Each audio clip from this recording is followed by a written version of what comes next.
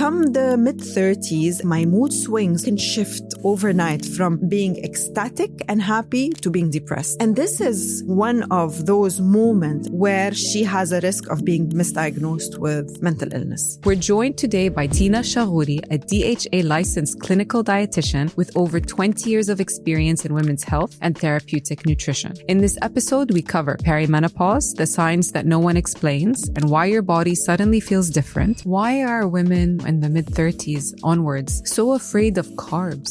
We are brought up to think that the less you eat, the better. The skinnier you are, the nicer, the prettier, the more attractive. And the more you exercise, obviously, the merrier. All these beliefs are wrong. But there's a very important shift that should happen in women after 35 in their choice of carbs. What are some things that they could do? Definitely the base and the thing we need to start with is...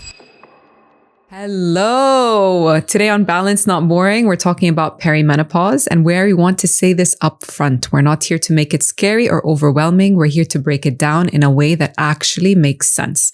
Because perimenopause isn't a diagnosis or a deadline. It's a whole body transition. It's not about one hormone suddenly failing. It's a shift that shows up in energy, sleep, mood, metabolism, and how women feel day to day.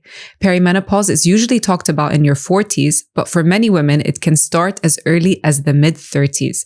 Your 30s, and nobody taught us this. So instead of something dramatic, it feels subtle. You're just off. Energy feels different. Recovery takes longer. Mood or weight shifts appear. Nothing extreme, just unfamiliar.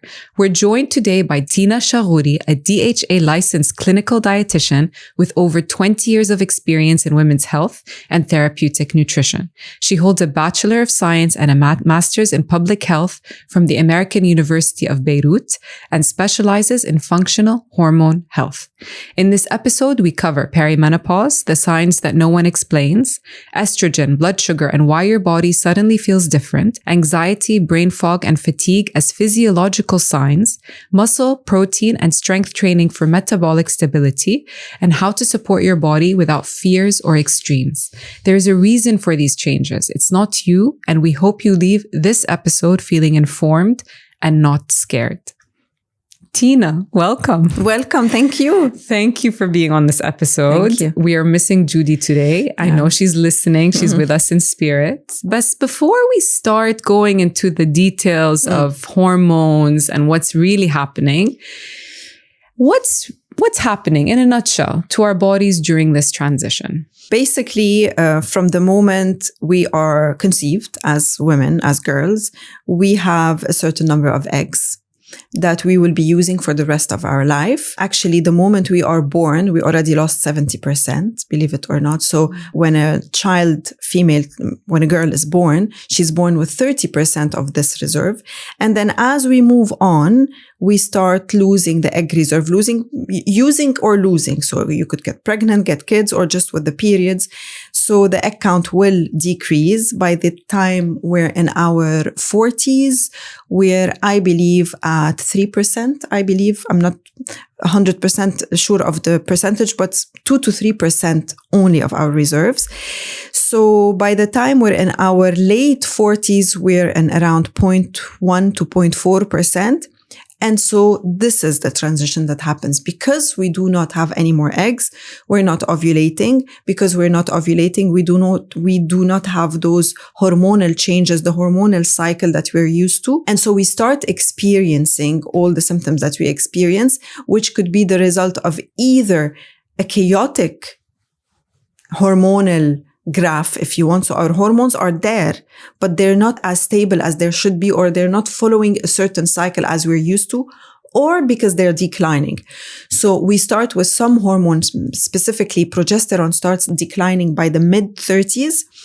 Estrogen remains more or less stable, but then it becomes erratic. So you'd have bouts of estrogen and then it drops and then it goes up and then it drops. And so both of them, estrogen and progesterone, and the third one, testosterone, towards mid to end of the 40s, so towards the age of menopause, they start decreasing and they reached the minimum when we actually have no longer period for 12 months. And we call this day menopause, and everything after is the post-menopause. Very, very interesting. Can you, for our listeners and for me too, What are the roles of estrogen, progesterone, and testosterone? Just briefly. Okay, so estrogen is the elixir of youth. It's the anti-inflammatory hormone that help mature the eggs before the periods. It helps prepare the body for pregnancy. It thickens the endometrium in preparation for pregnancy. So it's the master hormone, if you want, in female reproduction and female bodies. Progesterone is as important, but it's more of the anti-anxiety hormone, if you want. It's your antidepressant, natural antidepressant. So it keeps you in a good mood. It regulates body temperature. It helps during the cycle shedding the endometrium. So it peaks before your period to shed the endometrium, and this is how you get your period. And there's a very nice balance between estrogen and progesterone throughout our cycle that should be maintained. Mm-hmm. And whenever this changes, it could lead to some hormonal issues for girls or women in general, regardless, way before menopause. And then testosterone is if you want, the main function, it has many functions, heart protective, etc. And estrogen is heart protective as well. But testosterone's main function is helping our bodies build muscles and produce muscles and maintain a good muscle mass, which is directly linked to our metabolism and to our insulin resistance and to our health. That's so interesting. So when these erratic decline or this fluctuation happens, what sort of mood imbalances are we experiencing? What are some signs, early signs that women maybe in their mid 30s or even women in their 40s can start to pinpoint like, oh, this could be a perimenopause situation? Now, many of the perimenopause symptoms could be not related to perimenopause. This is one of the main reasons why women get confused. So what I mean is there are symptoms that are common to many conditions. Mm-hmm. So I'll give you an example. So as I mentioned, progesterone starts declining in our mid-30s. The first symptom that women experience in their mid-30s are mental health related. So moodiness, increased anxiety, despite non-changing environments. So you see many women saying nothing changed. It's not like I moved jobs or cities or countries or I got married or I have a new child. And despite all that, I feel more anxious than usual. Mm-hmm. And this is where we tell them it's not you. It's the progesterone that is starting to make his goodbyes, if you want. It will take 10, 15 years. I'm not saying it's going to happen overnight, but these are subtle signs. So anxiety, mood swings, PMS becomes weirder. So for instance, in my 20s, in a woman's 20s, PMS is mostly back pain, cramps, breast tenderness, a little mood swings, a little cravings, but manageable if she doesn't suffer from endometriosis or any medical condition. Come the mid-30s and late 30s, PMS becomes harsher. Like my mood swings are actually borderline bipolar. Like I can shift overnight from being ecstatic and happy to being depressed. Mm-hmm. And this is one of those moments in a woman's life where she has a risk of being misdiagnosed with mental illness or being prescribed antidepressant or anti-anxiety if she's not in the right hands or with the right team. So it's very common. It doesn't mean that you have to, so if it's explained, it doesn't make it easier on you. But understanding that my hormonal shifts could be the reason behind the way I'm feeling will help you make the right decisions and make more informed decisions rather than, okay, I follow whatever doctors are telling me because I don't know what's happening to me. No, now you know. So it's just a phase and you can support it with supplements, with an anti-inflammatory diet and living, with changing your habits. You might be triggering that anxiety. Yes, progesterone is declining. But sometimes, and especially mid-30s, you see women in their careers, you see women over-exercising, under-eating, want to be skinny, want to look better.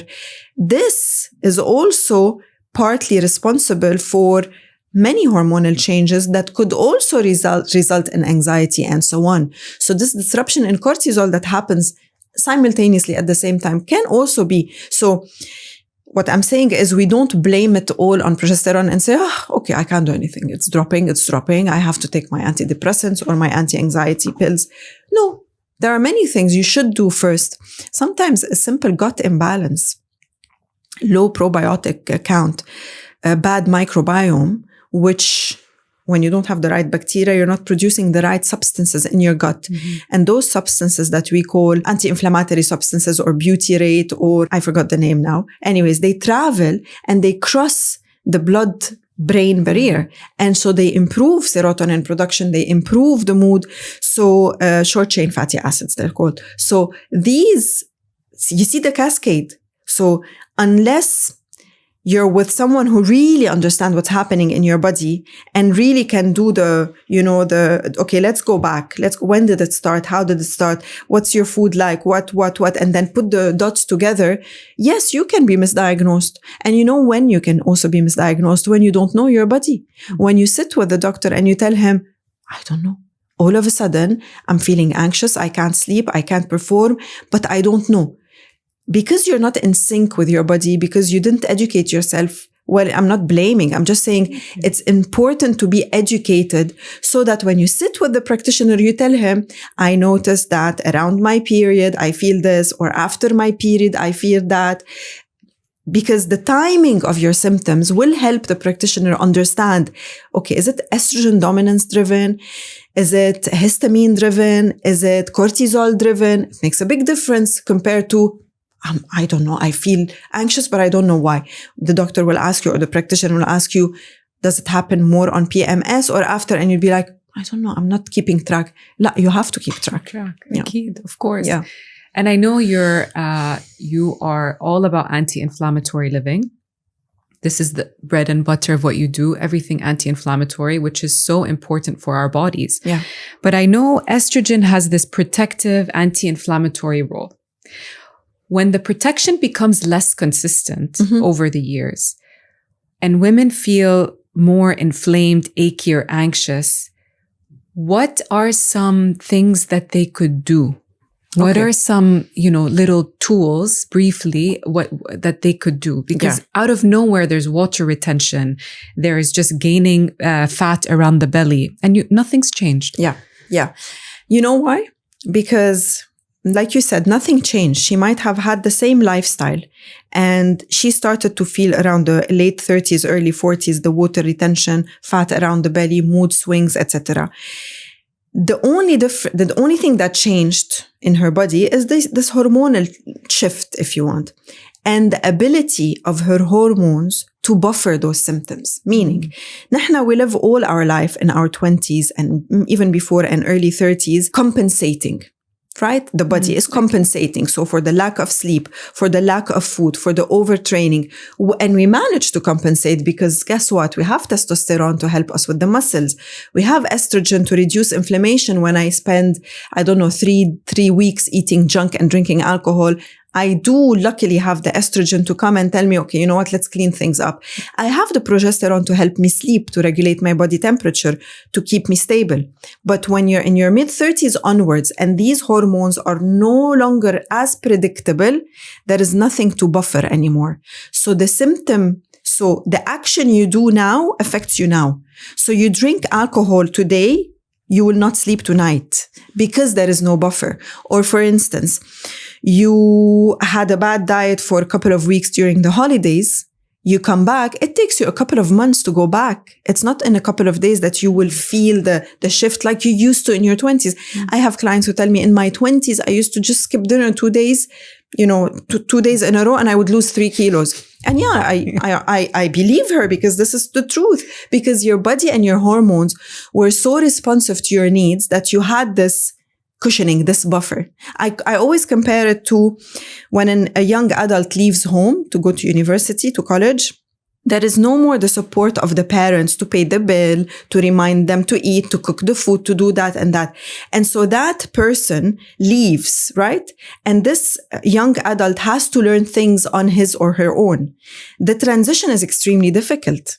These kids go through a lot of mental pressure and physical pressure. They gain weight, they don't gain weight. So they change. But the transformation is to the better because they become independent. They become successful. They learn skills. This is how we become adults. And so this is the same thing that happens. This is why I always say the transition of perimenopause is harsh, but menopause is a new beginning. It's not the end. It's a rebirth of women. And this is why they need to look at it from a very positive perspective. Yes, it's difficult, but the end point is worth it. We're very lucky now to be speaking about perimenopause. I know that it hasn't really been spoken about at length for a very, very long time. So in this case, for women who have spent their 20s, relying on their youth and testosterone coming to clean up the mess and, enjoying those nights out and, fatty foods, is it too late to start now? No, it's never too late. Even in your late 50s, it's not too late. It's never too late because there are always things that you can adjust. There are always things that you can reverse. And there will be few things that khalas, maybe you can't do anything about, but at least there's a majority of things. And when I say things, it's blood biomarkers, it's metabolism, it's insulin resistance, it's inflammation that you can improve or decrease. So yeah, there's always a chance to work on your body, always. It's never too late. And I find that, in these cases where women are like, oh, I'm gaining weight and I'm not doing anything different. I'm still going to the gym. On the contrary, I'm going more aggressively. I'm cutting my calories. I'm counting every calorie. What do you think about that? Where women are in this point in their lives where they're going far more to the extreme when they shouldn't. This is the problem. This is the problem. And you know why they go far more to the extreme? Because this is what they know. This is what they were raised learning about food and nutrition and body and relationship with food. We are brought up to think that the less you eat, the better. The skinnier you are, the nicer, the prettier, the more attractive. The less calories you eat, the stronger you are, like you have a good willpower. And the more you exercise, obviously, the merrier, the more, the better. All these beliefs are wrong. All these beliefs.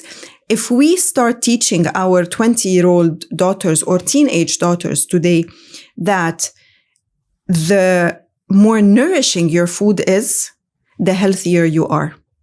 The more targeted your exercise is, the more muscle mass you have, so that when you reach perimenopause or your late 30s or menopause, you are ready. The stronger you are in terms of muscle, the healthier you are. It's not the skinnier you are. Because you can compare two women, one who has been on a diet all her life, fluctuating between 55 and 62 and 63 and 52, and then all her life. Compare it to a woman who has always been in her high 60s. But this woman lifts weights, eats nourishing food, have a stress management in place, have a nice, healthy social life.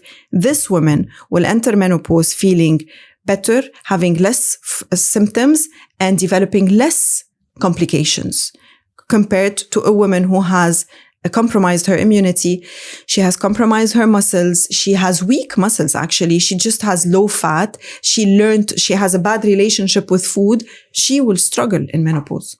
How would you build an ideal plate in that case for a woman entering perimenopause? Definitely the base and the thing we need to start with is proteins, fats, and fibers. Obviously to a different extent, depending on your activity, your age, your weight, your height, your physique in general. But we start with, I always call it PFF, which is protein, fats, and fibers. And then we follow it with carbs.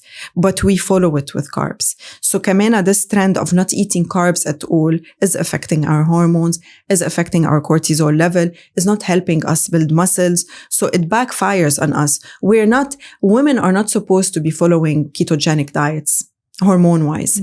You could follow it for a certain period of time if you're dealing with something or you want to improve some biomarkers, you want to start off a new journey, that's fine. But living on a ketogenic diet for women is not recommended.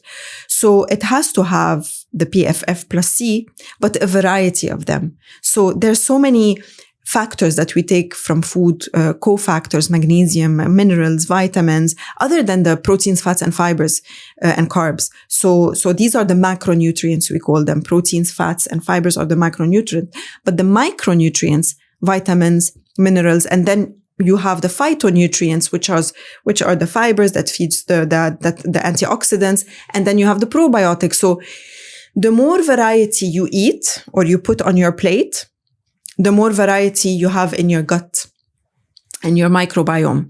And the more variety you have in your microbiome and the good bacteria, the healthier your heart is, the easier it is for you to build muscles, believe it or not, because of insulin sensitivity, and the better your hormones are. There's a direct link between in fact, they did studies on 50 plus women, postmenopausal women in their 50s compared to women in their 30s, only because of where they are in the trajectory, the variety and the diversity of bacteria in their gut was much lower. And this explained a lot of inflammatory conditions that they suffer with later. Because again, the good bacteria produces anti-inflammatory substances that we need and we use, not only in the gut, throughout the body. Why are women, especially, in the mid-30s onwards, so afraid of carbs?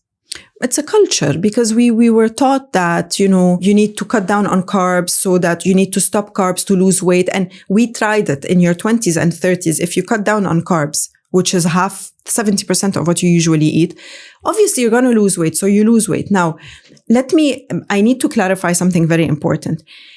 There's absolutely no need to be afraid of carbs, but there's a very important shift that should happen in women after 35 in their choice of carbs, because not all carbs are created equal. So when I say we need the carbs on our plate, I don't mean pasta and manaish and the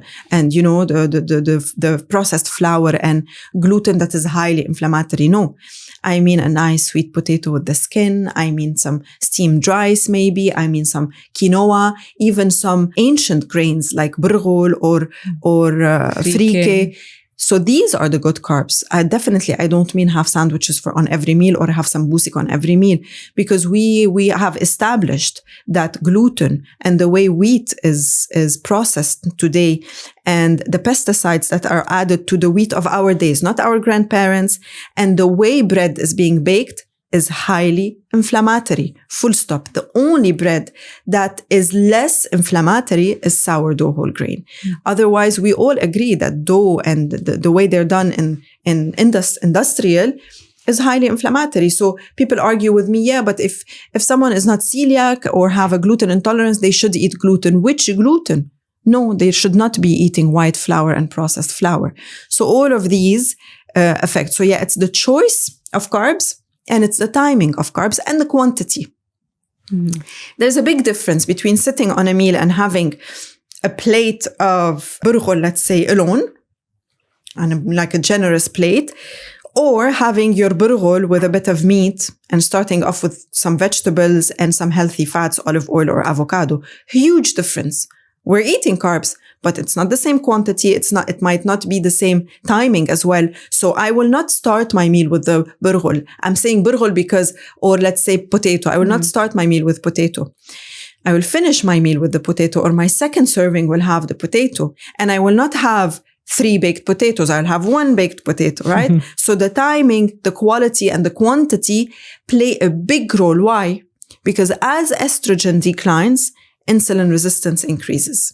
And it's a fact. Talk to us about insulin resistance during this phase. Yeah. So insulin is our body's, it's a hormone produced by the pancreas that helps the body utilize glucose, right? So after we've eaten carbohydrates and glucose has reached the intestines, it needs to be distributed in the body.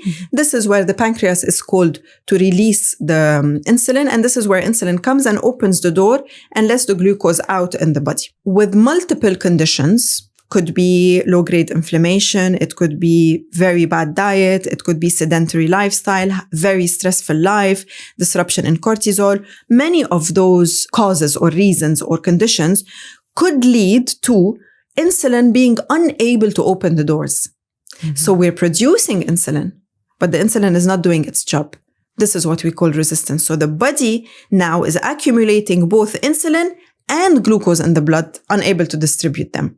So what happens here is weight gain, because insulin in its nature, it's an anabolic hormone. It promotes weight gain, not only fat gain, muscle gain as well. You see women with insulin resistance go to the gym, they bulk up and they gain muscle mass faster than women without insulin resistance, but they also equally gain fat quickly, right? So this is insulin resistance. Now, since our sensitivity or the sensitivity of our cells to insulin changes with our cycle, not only menopause and perimenopause. So during the first, our cycle is divided into 4 phases. So you have the first phase is the menstrual phase where you have your period. So those 7 days are called the menstrual phase. And then you have the follicular phase where your body is starting over again to mature another egg to release it to be ready for fertilization. And then you have the third phase, which is the ovulation phase or ovulatory phase, that is during and little bit post-ovulation. And then you have the luteal phase, which is PMS, before the period. Insulin resistance is at the peak in the luteal phase. Okay, this is where we're so inflamed. Our inflammation is high.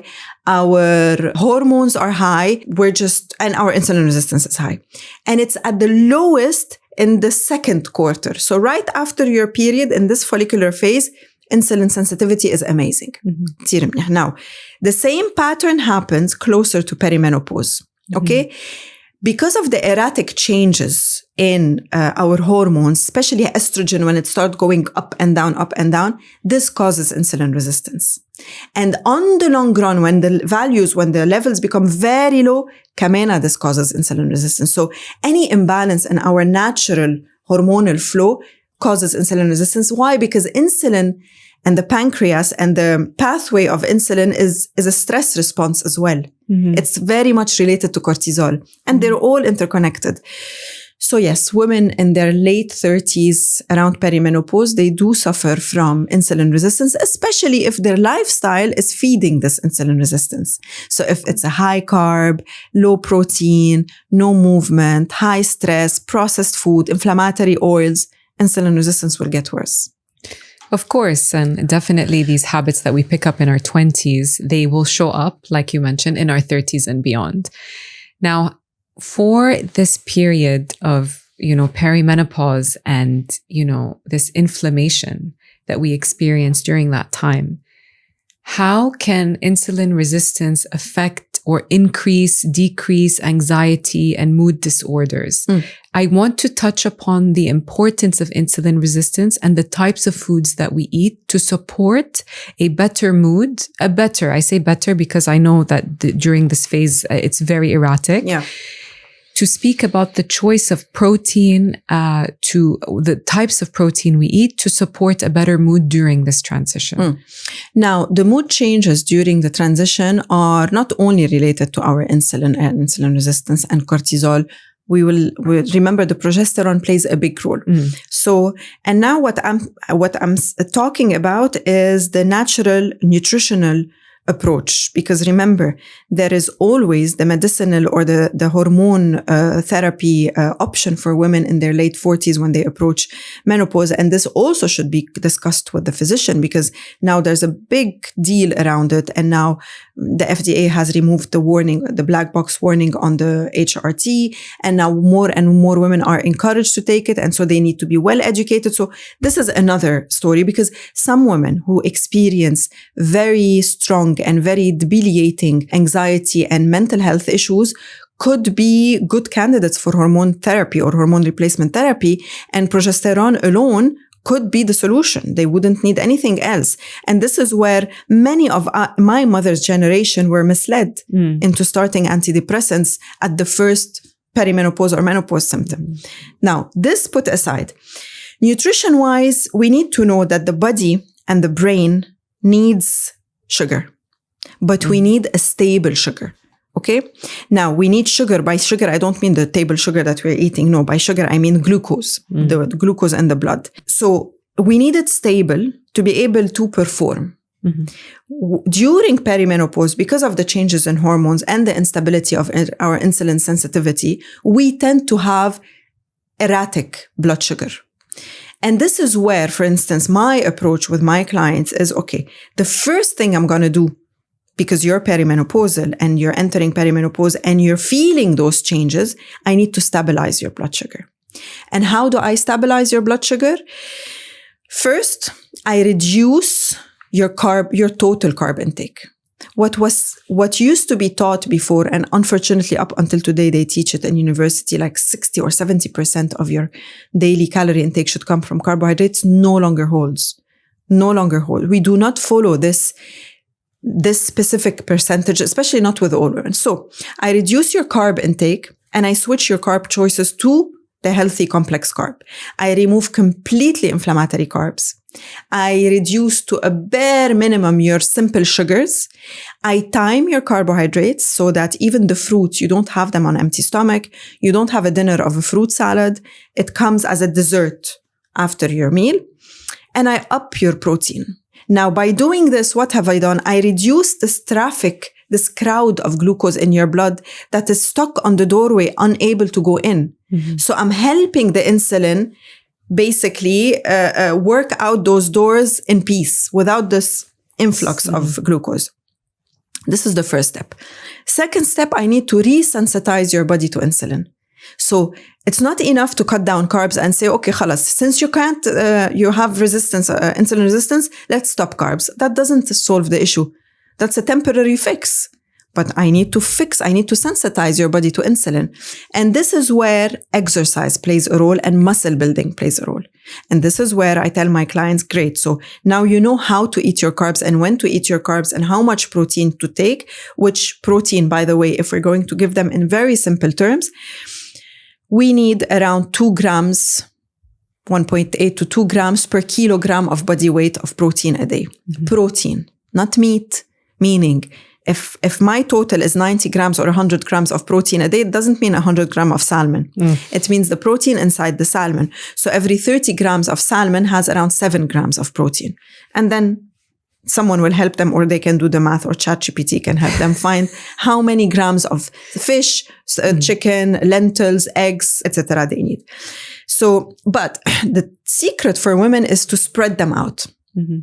Because research has shown that for women specifically, when the total protein intake is spread out over the 3 meals and maybe 3 meal one stack or 2 meals if she intermittent fast, the effect is much better than having them on one meal, like having a cereal for lunch, a breakfast, and then a sandwich for dinner, and then only a steak for lunch. It's not enough. Even if you have a half kilo of meat, it's not enough.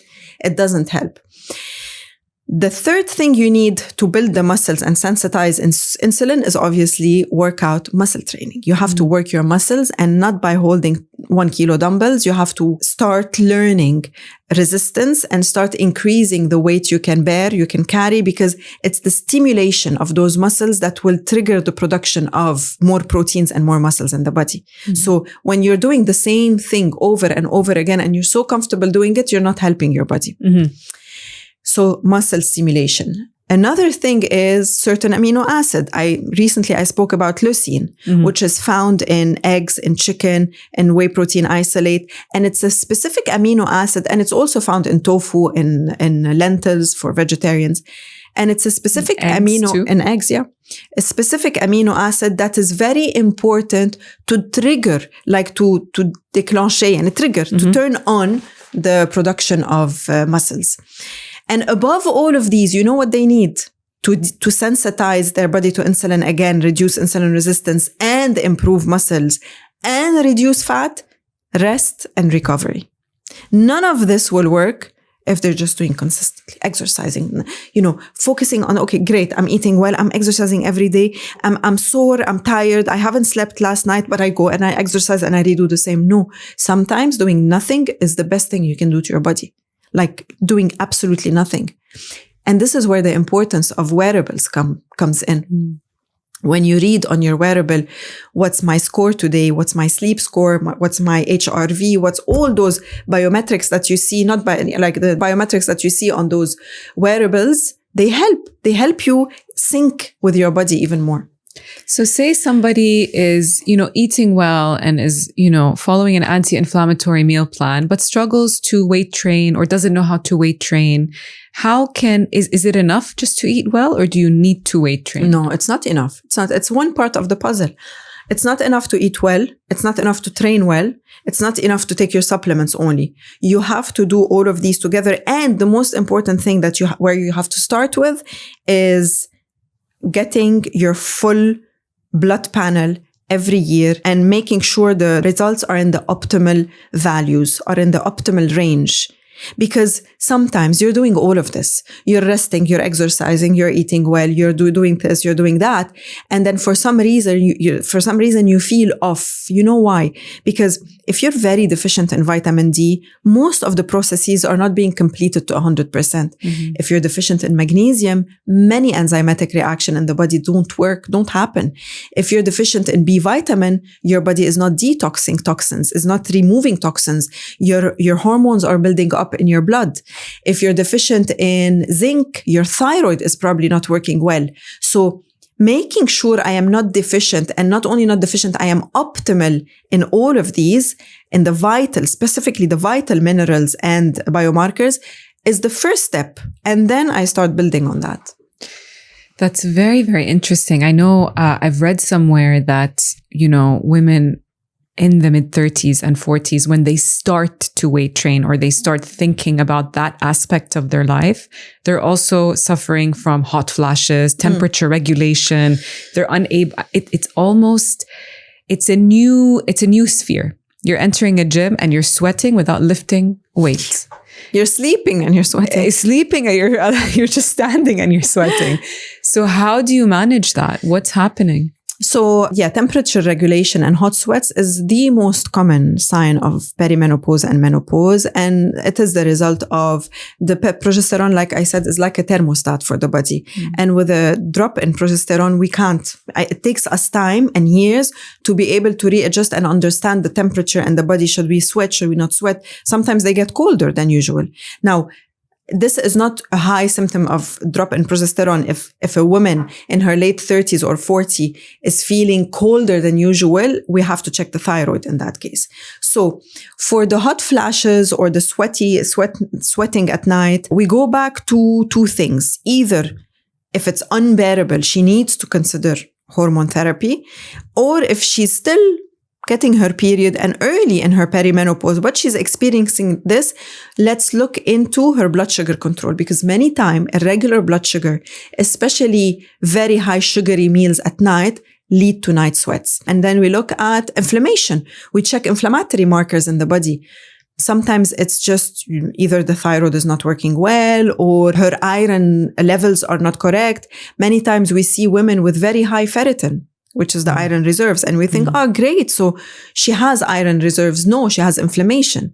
Very high ferritin in the blood is a sign of inflammation. And if inflammation is confirmed, and I always say, even without having signs of inflammation, we put her on an anti-inflammatory protocol. And that's not a diet. That's a way of living. It's not like eat ABC and don't eat that and it's done. No, it's a way of living. It's maintaining your blood sugar. It's sleeping. It's managing stress. Is switching your ingredients.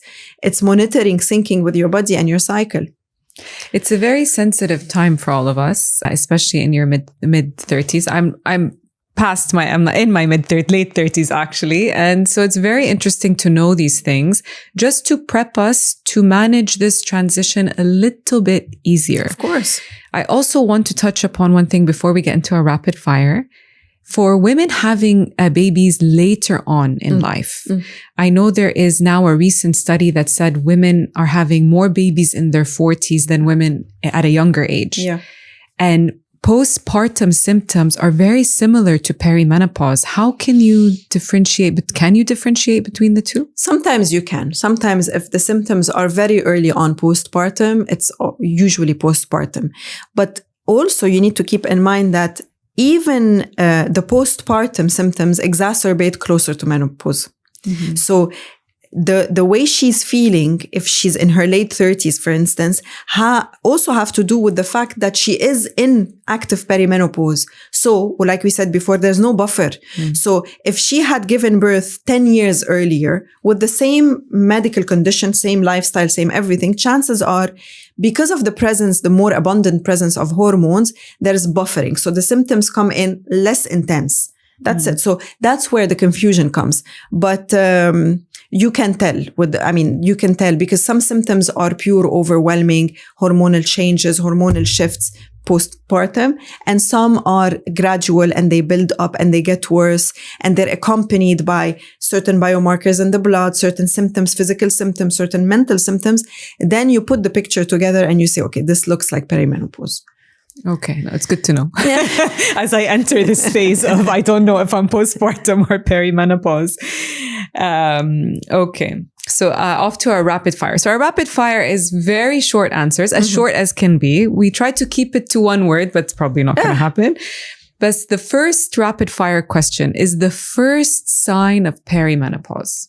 In the literature, mood swings and hot flashes. Great. And what improves first when a woman fuels properly, trains properly? Is it mood, energy, or body composition? No, not body composition, energy. Energy, and then comes mood. And because she healed her body composition shifts. And I saw this on your page, seed cycling. Yeah. Is it worth it or not? Of course, it's worth it. It's not a treatment. It's not to replace any medication, especially if women struggle with hormonal issues.